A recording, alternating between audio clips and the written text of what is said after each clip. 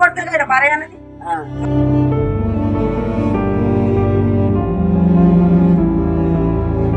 నలుగురు కొడుకులను నవమాసాలు మోసి కనీ పెంచిన కన్న తల్లి భారమైంది. తలా 3 నెలలు వంతులు వేసుకుని సాగుతున్నారు. ఏమైందో ఏమో గాని ఆ వృద్ధ తల్లి ప్రభుత్వ రైతు వేదిక 6 బయట అక్కడి నుండి ఓ డబ్బా నీడన కాలం వెళ్లదీస్తున్న ఘటన మహబూబాబాద్ జిల్లాలో కన్నీరు పెట్టిస్తోంది.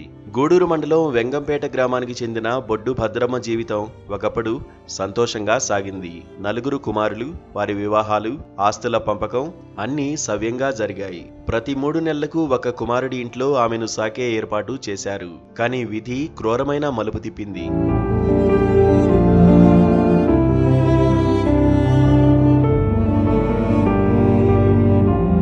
పెద్ద కుమారుడు ఇటీవల మరణించాడు. చిన్న కుమారుడి వంతు ముగిసిన తర్వాత భద్రమ్మను పెద్ద కోడలి ఇంటికి తీసుకువెళ్లాడు. అక్కడ వర్షాలు, ఇంటి అసౌకర్యం కారణంగా పెద్ద కోడలు మరో 4 రోజులు మీ వద్ద ఉంచండని చిన్న మరిదిని వేడుకుంది. అతను ఒప్పుకుని తల్లిని రైతు వేదిక వద్ద వదిలేసి వెళ్లిపోయాడు.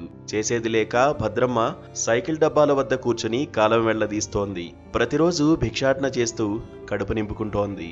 అన్నాక यारो తీసుకు తీసుకొచ్చిందో ఆంటీ ఏం చెబుతా అని ఆటో మాట్లాడి ఆటో ఇప్పుడైనాక పోయినాక గూడు పోదా ఉంది.